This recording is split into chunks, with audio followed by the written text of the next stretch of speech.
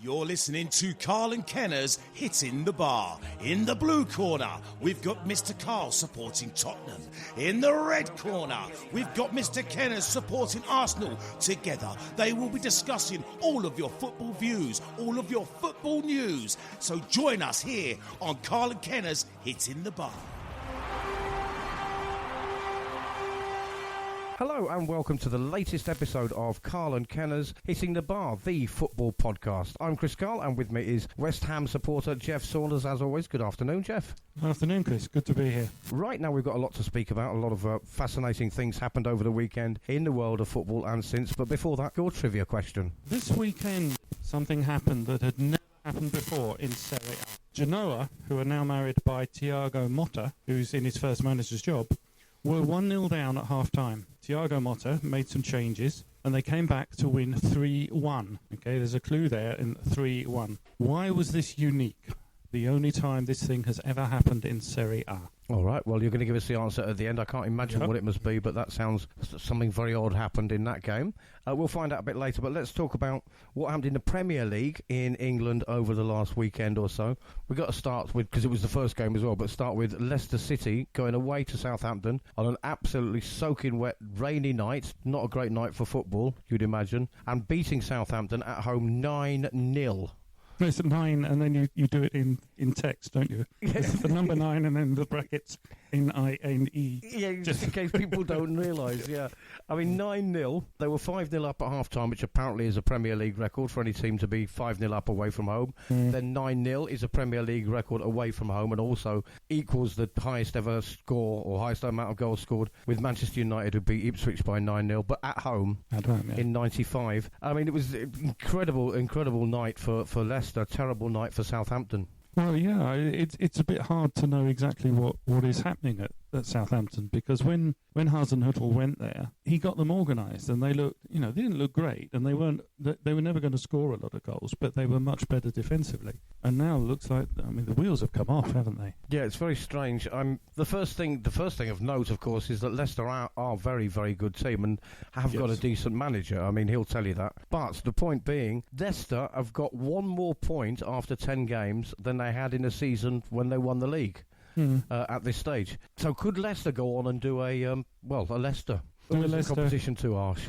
Oh, well, I think they can be the best of the rest and finish third. Yes, definitely. I see no reason why not. Maybe the only reason why not will be injuries, because I don't think they've got a lot of depth in the squad.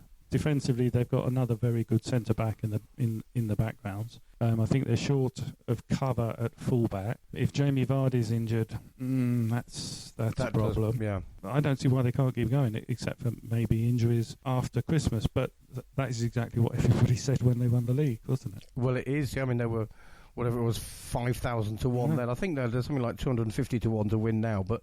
That aside, I mean, especially with the way Tottenham and Arsenal and Manchester United, of course, have been this season and in previous season, but especially this season, those three teams particularly have led the way for other teams to come into the top 4 and top 6. Yes. Chelsea are as good as they were last season, so naturally they're in the top 4. Leicester possibly a little bit unnaturally, but nevertheless, Tottenham and Arsenal...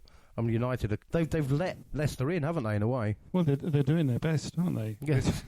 They're throwing it away, really. And Leicester, the criticism of Leicester at before the season started, going over the transfer deadline, was they hadn't signed anybody. And yet, here they are. And the thing people tended to forget was what you mentioned about Brendan Rodgers, that if you look at his points per game from when he took over at Leicester at the end of last season, if that applied for the whole of the season, they would have got 16 points more. So they would have been top 4. So really, they're carrying on doing what they did at the end of last season with the same players. So Leicester, big threat to the top 6 possible finishers, of course, including Tottenham, who we'll move on to, I think. Oh, before we do, the Southampton manager came out, took full responsibility. He thanked the fans for staying on to the end, but I don't think there were that many that did. And why would you on a wet night like that and 9-0 down? But then this week it's been revealed that the players, have given a day's wages to charity.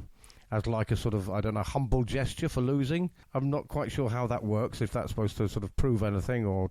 Well, does that let them off the hook? Well, no, nothing lets them off the hook. But if that day includes the bonuses they get for playing and actually turning up, then but it still sounds a bit mean. And Yes. Players' wages are always expressed in so much per week. So if you're going to give up a week's wages, well, okay, fair enough. Yeah, but a day. Yeah, I mean they're on. It's a bit mean, isn't it? Yeah, I mean, Southampton players obviously not going to be the best played, and they certainly shouldn't be on that performance, but the best played in the league. They're not on 300 grand like Pogba or something, but they're all going to be on around between 80 and 120,000 a week, aren't they? You'd think so, yeah. They, so if you take that as a month, half, whatever that is, nearly $500,000 a month or whatever, let's say, even if it's $250,000 per month, they can miss a week's salary, can't they? I mean, one day, you're right, it's neither here nor there. It doesn't let them off the hook. It doesn't make them look good. It kind of looks a bit petty. Well, exactly. It's like a supermarket where you see buy one get one free. You go, oh, okay. But some of them do the buy one, the second one at half price, and you think, well, don't bother. You just sound mean.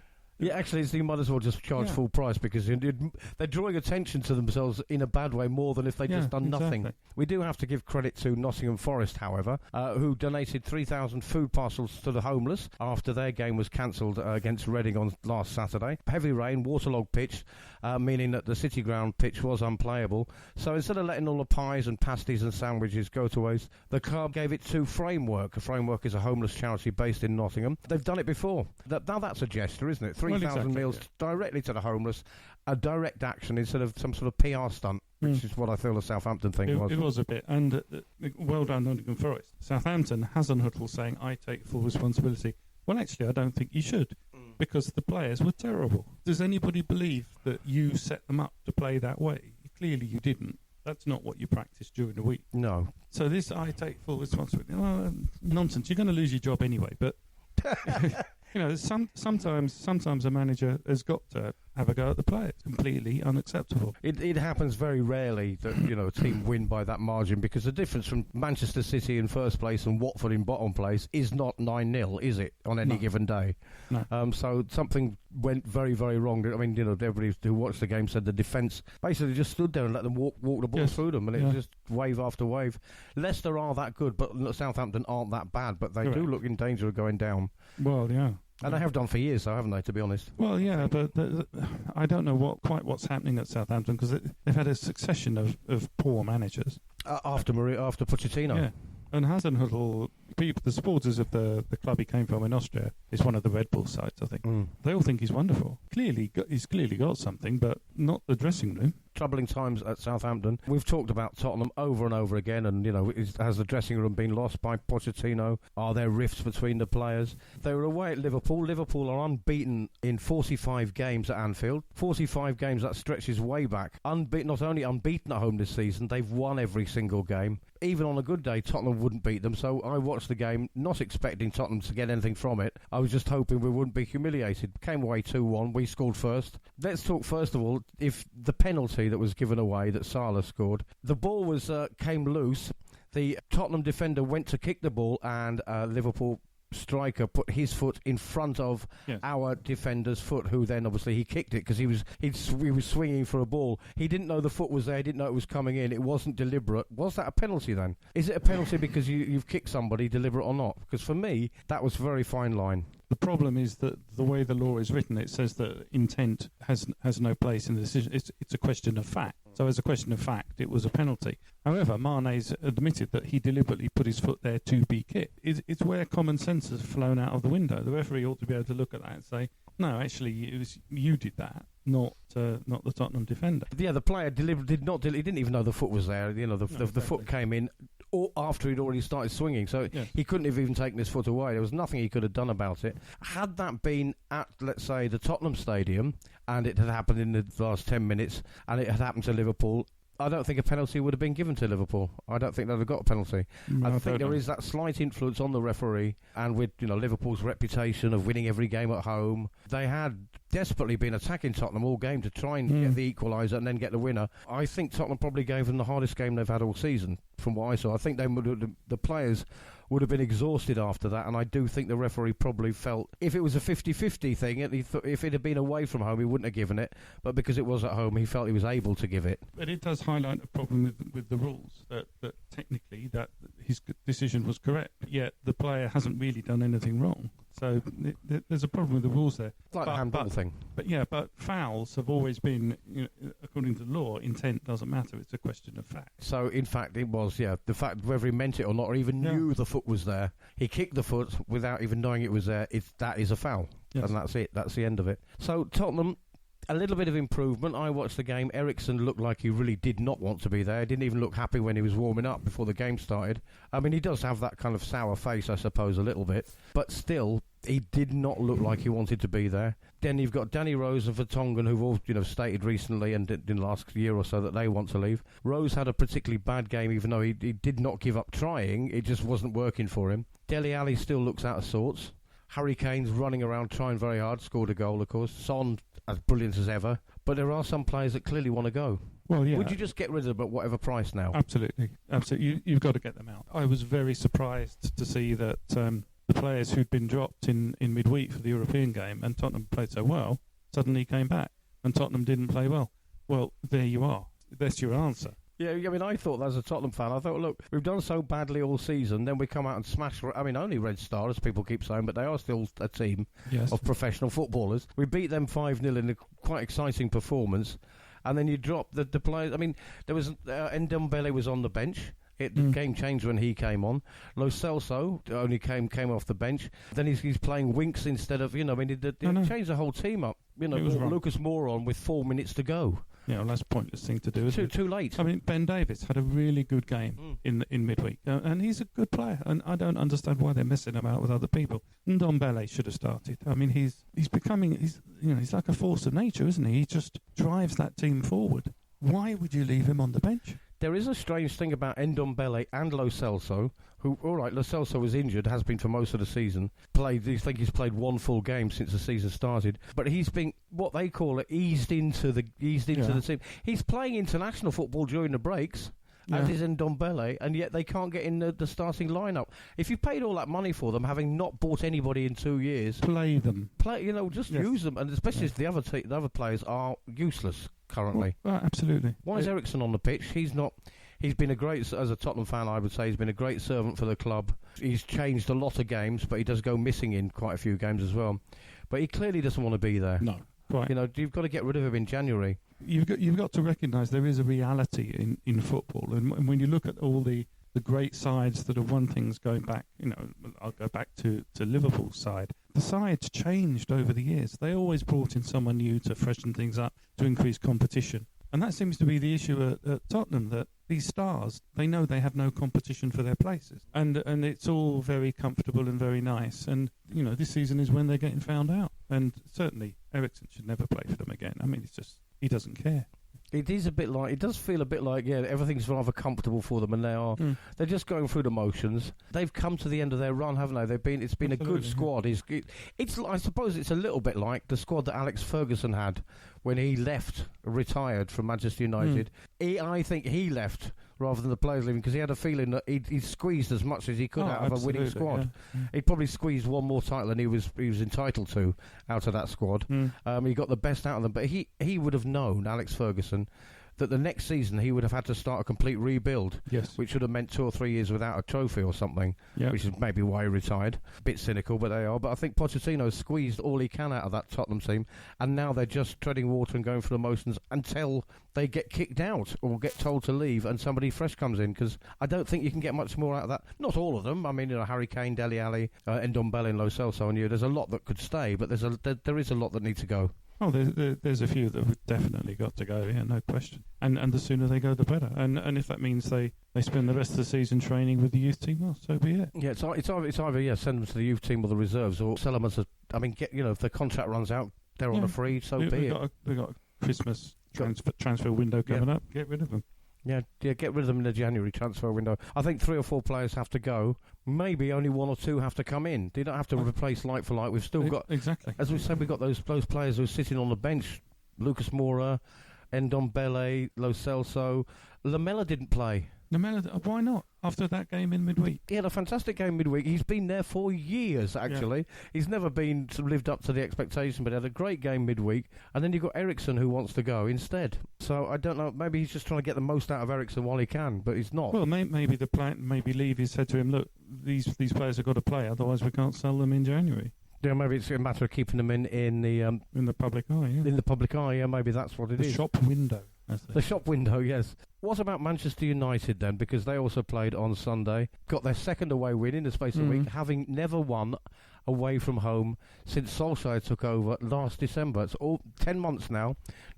I think it's 10 or 12 games they played away from home, whatever it is in the league. Not one under him, and then get 2 in a row.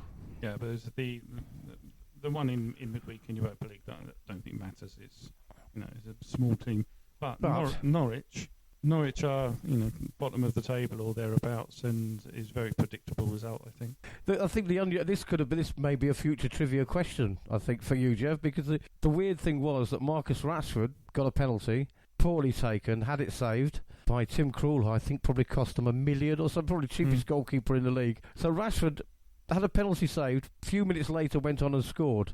Man United then get another penalty, and Anthony Martial steps up, has it saved, and then went on and scored. That must be that can't happen often, that you have a penalty saved and score minutes later, but 2 players in the same game, because you don't often have 2 players taking penalties. No, not often you get 2 penalties in the game, and then you get. I think really what they should have done though was Rashford should have taken the second one as well. Well, yeah, I think so, but that's up to them on the pitch to sort it out, isn't it? The argument there, I mean, I heard on Sunday one of the arguments was, well, the goalkeeper worked Rashford out the first time, he's going to work him out the second time, so if you have a different player, it might confuse him, but it didn't. But Norwich, it was kind of an inevitable result, I suppose. Could have been more. Yeah. That'll do United a lot of good. They moved from 15th, this is how early in the season I suppose it is, but they moved from 15th to 7th. Are they any threat to the Tottenhams and Evertons and Wolves and Leicesters of the world? No, they're not. Right, Chelsea. Let's talk about Chelsea, because they're a team that a lot of people said, they're going to struggle under Frank Lampard, which, I mean, I also was a person who said, I don't think Frank Lampard's ready for that job. But he has taken over a team pretty much the same. You've said it before. They replaced Hazard with Pulisic, who we're going to talk about in a minute. So they only lost David Luiz, not a great loss for Chelsea, particularly. And they've got young players coming in. So they're practically, apart from they've got some more talented players who come through, practically the same team that by the end of the season finished in 3rd place with ease, overtaking Tottenham. Yeah. So I don't know why people are surprised that Chelsea are in the top 4. No, it's a mystery to me, because I tipped them, I think, for 3rd or 4th place, simply because it was pretty much the same team, and Pulisic I thought was a good replacement for Hazard and will do very well, and took him a while to get himself into the team and get himself playing well, but it looks to be happening. So yeah, I don't see why not, and I think Lampard deserves an awful lot of praise and credit for playing these young players. He doesn't have to play them. He could go back to the team from last season, but he's playing these young players who are all English, and they're, apart from Pulisic, and they're coming through and playing really well. So it's brilliant. Chelsea 4, Burnley 2. Pulisic, you're going to hate me for this. Pulisic scored the perfect hat-trick against the Burnley goalkeeper. Thusly, Christian beats Pope with Holy Trinity. Christian Pulisic, Nick Pope, Christian beats Pope with Holy Trinity. One came from a cross. And I think we'll just leave it there. Yes, sir. Yeah. But there you are, Chelsea 4, Burnley 2. Burnley not an easy team to play against. No, good team. Not at all. And that just, they got 2 away at Stamford Bridge, even though they lost 4-2. Burnley, strong manager, Saunders.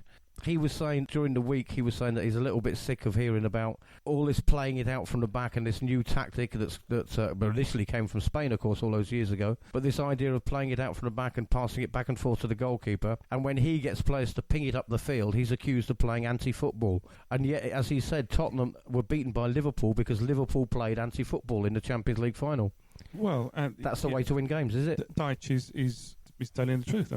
You can't argue with him. And if anyone would care to look back at that great Liverpool side with Ian Rush at centre forward, what were Hansen and Thompson told to do by Paisley?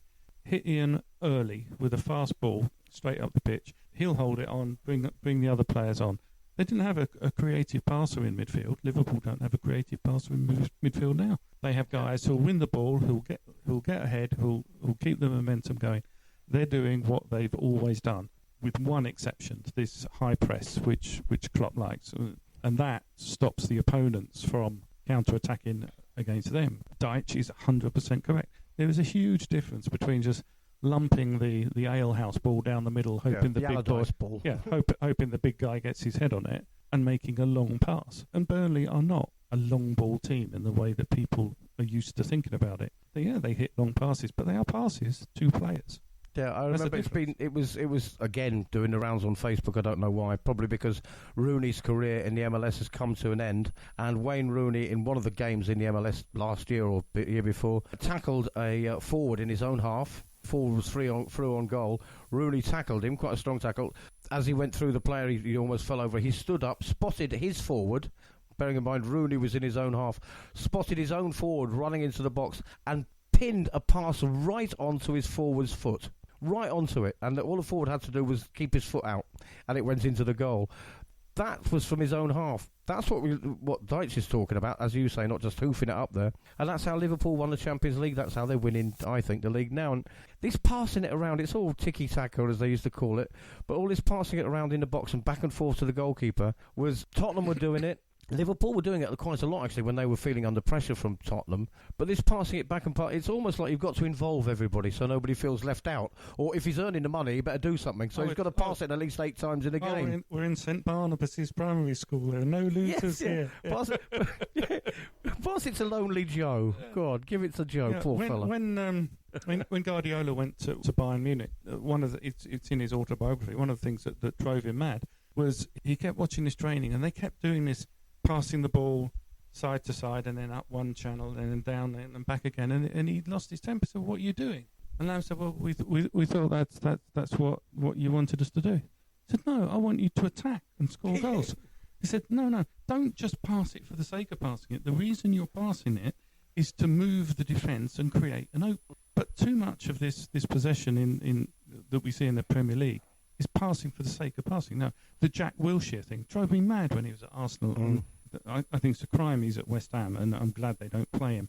But he receives the ball, turns back towards his own goal. No, turn the other way. Go forward. And you look at all the successful teams at the moment, their midfield players turn and they attack. Yeah, I think that's the difference, isn't it? I don't mind the passing around. It's as soon as the ball got to the midfield with Tottenham, and Manchester United have been playing this way all season. As soon as it gets to midfield, they turn or stay facing the goalkeeper and play it back. Make a pass forward. If you lose it, at least you haven't gone forward because you've been staying in defence all the time. Well, go and ask. You're going to be forward, aren't you? You're going to be further forward. Go and ask any defender what they hate. They hate a player running at them. If you're an attacking player, run at the defender. Yeah. Do the thing he doesn't want you to do. Yeah, if you turn round and make the pass backwards, the defender's just won because he wants you to. Your point about Guardiola is if you're going to pass it, don't waste it. Yeah. Turn and go forward. If you lose the ball, then you regroup and try to get the ball back to do it again. If you keep passing it back to your goalkeeper, you haven't got anywhere anyway. So it's not like it's no worse than losing the ball further up the field, apart from your down the field. So passing for the sake of it. So Sean Dyche is right there. Oh, absolutely. Let's move to teams that pass around the ball for no apparent reason. I did watch a bit of the game. Arsenal against Crystal Palace. Arsenal were 2-0 up within a few minutes of the game starting. A little bit like Tottenham were, I suppose, 1-0 up. They ended up drawing 2-2 with Crystal Palace at home. First big talking point, though, is about the captain. Oh, Granit Xhaka. Yes, yes. It's just a farce, isn't it? And the whole sorry story just tells you what's wrong at Arsenal at the moment. It's everything, basically. It's the poster for the film of what's wrong at Arsenal. Action. Well, it does seem to be, doesn't it? And what are Arsenal? You watch them play, and this weekend was a perfect example. Tell me in 30 words, what is Arsenal's style of play? And if you can get past and then you're doing very well. I'm trying to think of something, Yeah, they're just, 11 players chucked out on the pitch. Okay, sort it out, boys. They're not Brazil in 1970. Yes, they don't have an identity, is what you're saying. There's not an Arsenal identity. They don't have a plan. Does anybody think those players have been bought and selected against some sort of plan? I can't see it. Just been sort of thrown in there. Let's throw in another forward. So they bought this Pepe, and we talked about it on here. And when Steve was here, and I thought Pepe's a waste of money. Yeah, 70 million. And I'll quote Steve here. He said, "Oh yeah, but he's second highest goal scorer in League One." It has to be 7 goals in League One equals 1 goal. I like that. Goals, yeah. It's so what? And his first game, he flattered to deceive. He looked quite dangerous if the fullback allows him to turn and run at him. Now fullbacks are pushing him up. Well, we're not seeing anything from Pepe now. So where's that fantastic front three that we all told about? Then, all right, Guendouzi's got a lot of energy in midfield and all the rest of it. Okay, fine, but you need more than one box-to-box one box-to-box midfielder, great. But you need other people in there. You need a ball winner. You need a passer. And Arsenal's back four is a farce. I mean, the one thing that everyone that I know grew up with was you knew what an Arsenal back four was all about. Yes, yeah, that was one of the main strengths. Them. That was their identity. That was their identity, and a goal. You know, they win 1-0 with a goal from the centre half from a corner. That's Arsenal. Yeah. So what are they now? They're an absolute shambles. They're a rabble. Well, I mean, they lost away at Sheffield United, who then went on to draw at the weekend. So they've got 4 points out of 6 they didn't expect to get, I think. Well, and Arsenal got 1 point out of 6 when they should have got at least 4. I think. Yeah, exactly. And but Sheffield United are the perfect example of what any team should be. The manager, he's a strong individual.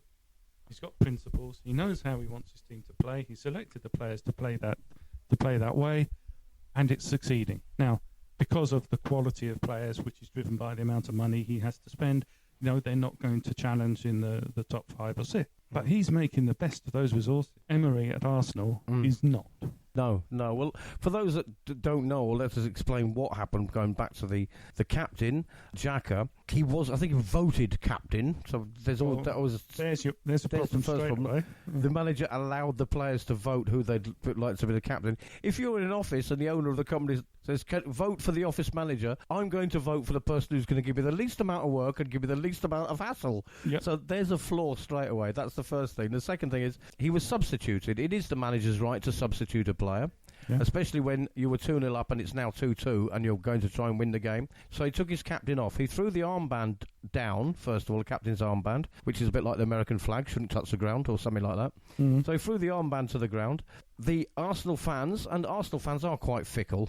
They probably boo themselves in the mirror when they're shaving, but they did boo him off because he'd had a particularly bad game and because he was being very petulant as he came off the pitch. He was taking his time, took his Arsenal shirt off and scrunched it up and threw it to the ground. So they were booing him. So he cupped his hand to his ear and shouted at the fans, F off, several times.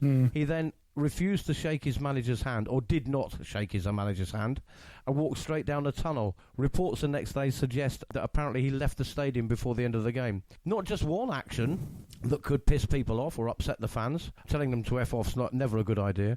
Throwing his shirt to the ground is another one. Not shaking the manager's hand is another one. Going straight down the tunnel when you're supposed to sit on the bench.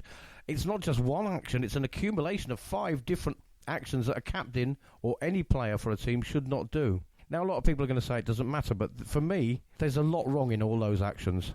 Well, I think there's a lot wrong. I think focusing on the fact that he's captain and those actions, I'm not sure that matters as much.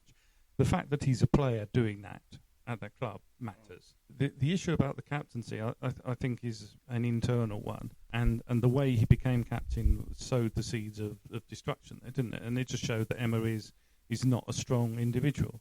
Can you imagine for 1 second Paisley or Shankly or Ferguson saying, oh, well, you guys choose who's going to be in it? Well, no. You are the captain. They would always pick someone who's mentally strong, tough, and the other players would follow. It turns out that the dressing room is split down the middle. Half wanted him, half didn't. We know that what happens with those sort of things. Those sort of 52-48% recommendation kind of things. And this is, I think, it's what we're seeing on the pitch. They are not a team. That is a reflection of everything. And he left the game early, which you're not supposed to do. You can't sneak out of work. He's at work. You are at work. Until we do forget. I mean, I don't know if you said during the week or David from Global Radio said, we do forget that they're not just playing. These people are when we're watching them and paying to watch them, they are actually at work and they have to behave in a certain way at work. Yeah. There are rules and regulations, as there are if you work in a paper mill. Yes. You still have to clock in and clock out, not physically possibly, but you still have to be there. You got just your boss gives you a task you don't want to do. You don't just take off the work coat and walk out, do you? No. It's also petulant and childish. And then 3 players had to go and console him at home. Oh, that is pathetic. Honestly. Come on. I mean, no, that is just pathetic. I grew up playing football, and the people who taught me to play football were footballers, Arsenal and Tottenham players. Proper players, yeah. Played in the park on a Sunday afternoon in Dads v Boys game. I cannot imagine a single one of those players ever needing anybody to go and console them. Because, just grow up. I know. I mean, I'm very, very aware of how, we should approach each other's sensitivities and so on, and have empathy for each other and so on. But a grown man earning $300,000 a week, who's told he can finish his work early because he didn't do it very well that day, takes off his bib, throws it out the pram, and then storms off home and has to be consoled by his workmates. For me, it's just, I agree with you. I think it's like, you're not a Hollywood superstar. You're not a sensitive actor. I don't know who's had a sex tape revealed. You've just been sent home early. That's all. You don't need consoling. I think probably, as you've said a couple of times already today, that's probably a sign of what's going on at Arsenal, much as with Tottenham. Exactly, and it shows a very weak manager, I think. Yes, well, I think at least Tottenham's manager, I think, does have a pair. If we're going to continue the sort of slightly sexist analogy that I always want to call it, but I think Emery, we heard today that he's going to ask the players what they think. He's going to ask the players whether they think Xhaka should continue to be captain. Don't ask them. Effing tell them. Why are you asking the players? Why don't they just say, Bellerin, you're the captain? And that's it, yeah. And that's the end of it. And the rest of you, shut up or put up and get on with it, because you've not been playing well, and I'm sick of hearing about it. Yeah. Be a proper manager. I know you can offend people and you can upset people. There are certain ways to say things these days, but he can do that. In quite a clinical and professional way. Shut up and get on with it. In a sports team, sometimes you need to be told. Yes, these are sportsmen. They're not, as I said, sensitive actors or nuclear physicists who have very, very tender mental health. Go back to what I said before. This is not St Barnabas' primary school, and it's not a primary school where everybody's a winner. There are actually winners in this. Yeah, it's a sport. Sorry to offend you, boys, but we are keeping score. Yeah. And we are paying you ridiculous amounts of money.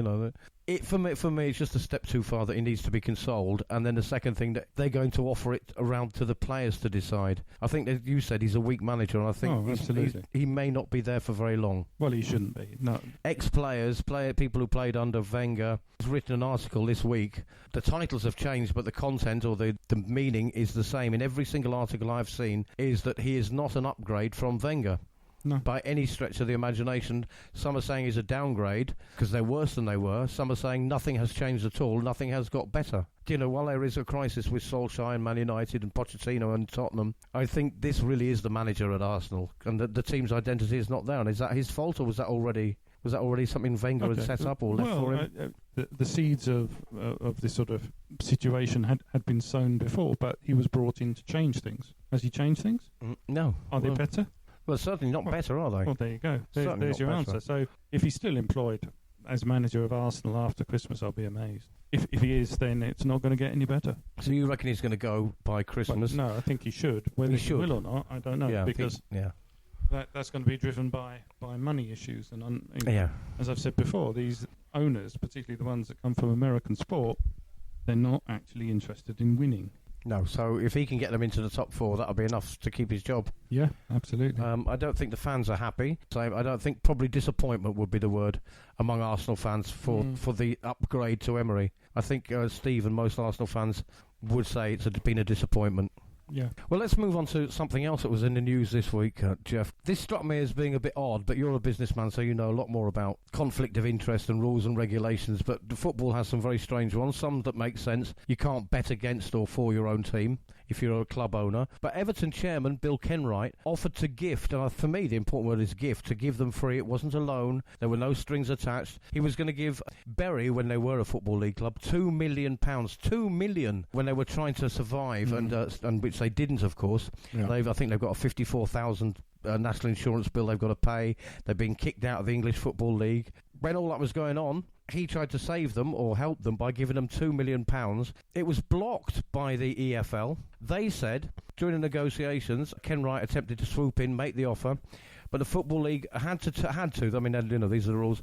Had to turn down the offer because of his association with Everton, and Premier League rules saying that clubs can't give financial help to other clubs, even if it comes from their personal account. So he couldn't draw £2 million out of his personal account and give it to Bury, who were, 2 or 3 or whatever it is, leagues below him, and who hadn't paid their bills for months on end. It's not like he was playing them next weekend. So what's the reasoning behind that then? What's the logic? Well, the reasoning is that it could potentially create an obligation on the part of Bury to do anything that Kenwright said in the past. So if they drawn together in the third round of the FA Cup, Kenwright could potentially say, well, you're only in it because I gave you 2 million, so I do expect you to lose. Now, does anybody believe for 1 second that Kenwright would say that? No, because anyone that would say that would not give £2 million out of their own pocket to. Well, first, because let's face it, in the off chance that they might one day play them. Well, in the off chance that they might one day pay them, but there was an incredibly high probability that Kenwright would lose all that money. Yes, This was a fantastic offer by him, because given where Bury were and where Bury will be, they will cease to exist as a company. And there's no chance he was going to get that money back if they were not taken over by somebody who then came up with a plan. And even then, it take him years to get his money back. Yeah, I understand why. Yes, there is this rule that says this, and et cetera, et cetera. But I don't believe it's beyond the wit of man to come up with some sort of structure that would enable this to happen. There must have been a way around it, surely. Maybe they have to say, they could get him to sign something saying, in the event that ever you play, I don't know. Well, I mean, I personally would, if I was him, I'd have routed the money through a mate and another mate somewhere until the fifth mate has got no contact with anybody, and it was doable. But what's fantastic about that is that there was an incredibly high chance he would not get that money back. No, I think he must have written it off as soon as he made the offer. I mean, obviously he can afford it, but that's not the point. £2 million is an awful lot of money.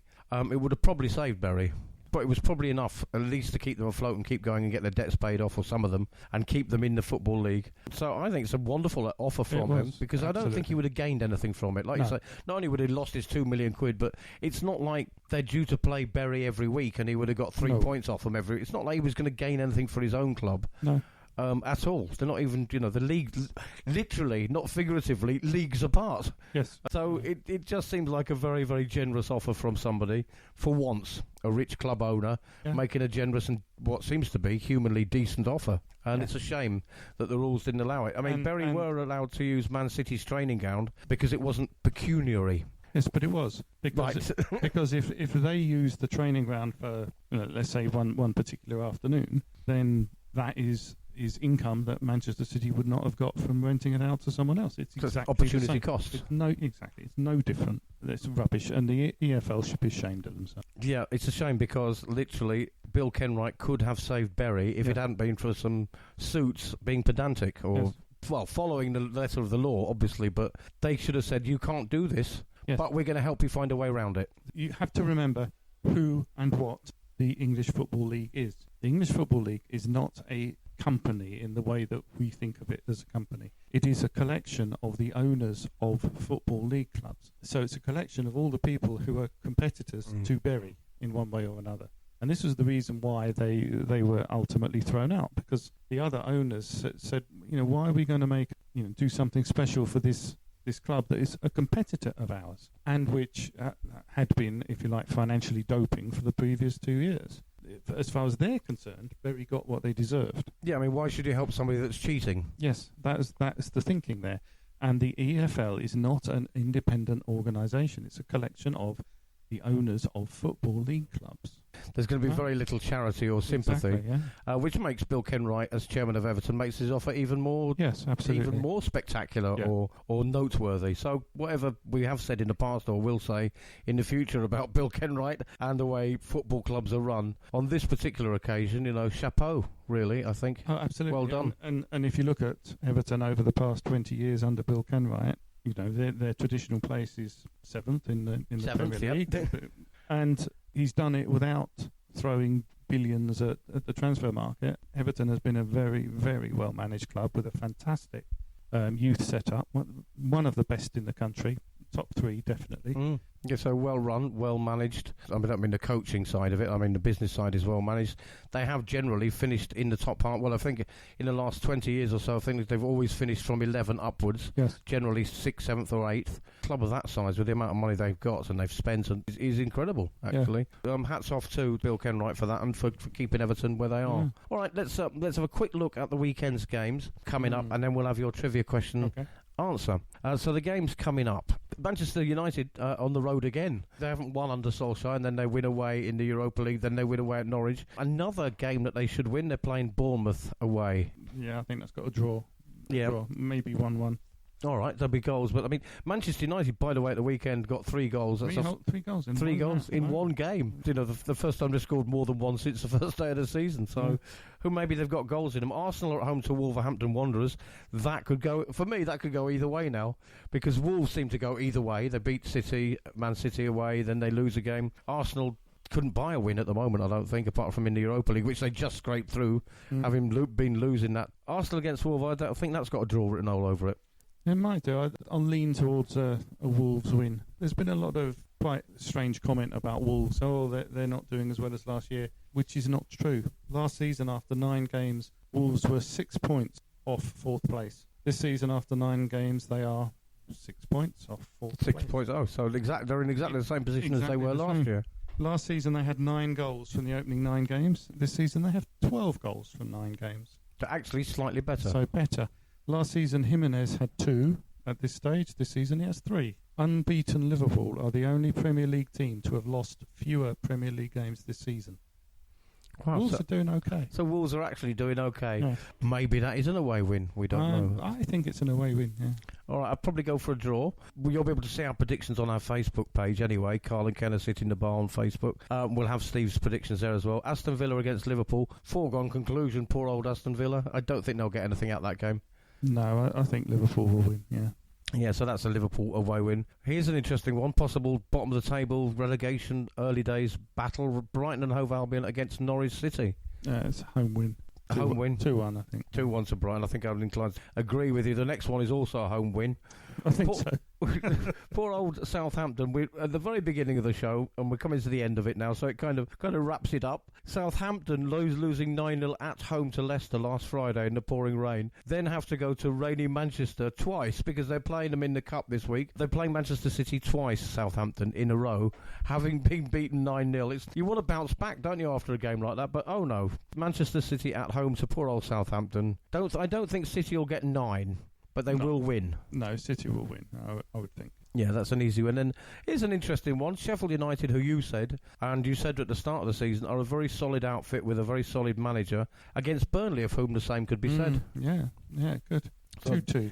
Yeah, that's got a draw, and that could be an interesting, exciting game.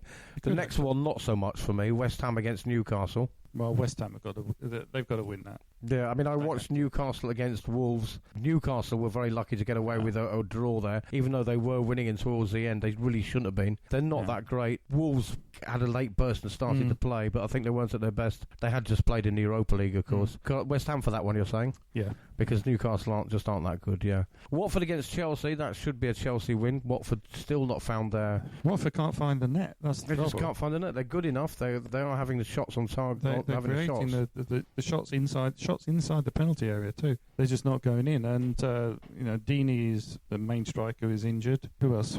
This is a shock for everyone. So please sit down. Welbeck has got a long-term injury. So everyone is astonished by that. Yes. Well, I'm step back in amazement. Yeah. Really. Yeah. You caught me with that one. First of all, Watford's manager has got to put any centre forward he's got on the pitch. And at the weekend, he brought Andre Gray on as a substitute. Now, why did you not start with your only proper forward? It's bizarre. It's like you release a team sheet saying to the other team, we intend not to lose here, but we'll allow you to attack because we're not going to, kind of thing. So, yeah, what difficult times for Watford against Chelsea have really come on this season. I can see Chelsea winning that, yeah. On Sunday, Crystal Palace against Leicester. Now, two interesting teams. Yeah. Leicester certainly look great. As you say, if they get a couple of injuries, they could struggle. Crystal Palace might lose Zaha in the January transfer window. There is talk of that, of course. Yes. Palace sort of annual stayers in the Premier League. We've said it before, they don't really set the world on fire, but they're getting an away draw at Arsenal.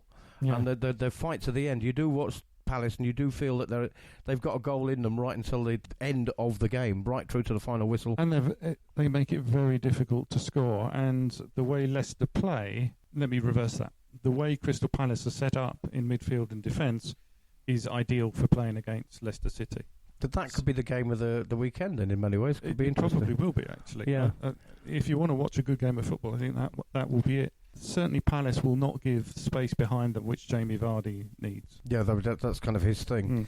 But for a neutral, that might be an interesting game to watch. The other one, of course, my team away, Tottenham Hotspur, away at Everton, who we've just been talking about. Yeah. They came good last week, didn't they? 1-2-0 against West Ham. And then again, they slipped up again this week. Yeah, it's 2 steps forward, 1 back or whatever. I think it is that. And the way to look at that match, I think, is it'll be won by whichever team actually wants to win it. So a draw then. Yeah, I mean, it's a default result, yeah. If the Tottenham who played Red Star Belgrade turn up and he picks that team, instead of picking Lamella instead of Eriksen, picking anybody instead of Winks, because he had a particularly bad game on Sunday. Anybody instead of Rose, because he had a bad. But pick the team that played Red Star Belgrade, and we'll beat them. We'll beat Everton 2-0. But if you pick the team that played Liverpool, we'll beat them 1-0 or get a draw, I think. Yeah, the problem is that Everton aren't sorting themselves out, are they? And I think that manager's got to go. Yes. Assuming that Pochettino picks the best team available to him, Spurs will win 2-0. Yeah, I mean, for the disarray Spurs are in, and the surprising position that Everton are in, and with their manager not being able to keep control of them, probably the best time is for Tottenham to play Everton now. Yes. The other teams, if it's Bournemouth, Norwich, you're going to beat them hopefully on your day. But to play some of the second-tier teams like Everton and Wolves and Leicester, probably this is the best time for Tottenham to play Everton. So, all being well, as far as I'm concerned, Tottenham should beat Everton, but could be a bit of a dire game in many ways. Could, yeah. Time for the answer to your trivia question. Right, okay. The question was this. Something happened in Serie A in Italy this weekend that has never happened before in Serie A. Genoa were 1-0 down at half-time. Their manager, Thiago Motta, made some changes. He made 3 substitutions, and they ended up winning 3-1. So what was the thing that happened that has never happened before in Serie A? All 3 goals were scored by the 3 substitutes. They were 1-0 down then. They were 1-0 down. He brought on 3 substitutes, and they each scored 1 each. Yeah, and that's never happened in Serie A before. No, I can imagine that's probably very rarely happened anywhere. Yeah. What does that mean then, do you think? Well, it's a bit difficult to know what it means because one of those players, Kwame, who should have played from the start, and the fans were very surprised that he wasn't playing, and they were shocked and angry, and banners and all this sort of stuff. So the fact that he comes on and scores a goal doesn't really support the manager as much as supports the fans saying, well, if he'd been on in the first place, it wouldn't have mattered. Thank you for that, Geoff Saunders. That is all we've got time for, so thank you to you. You're very welcome. We shall see you next week.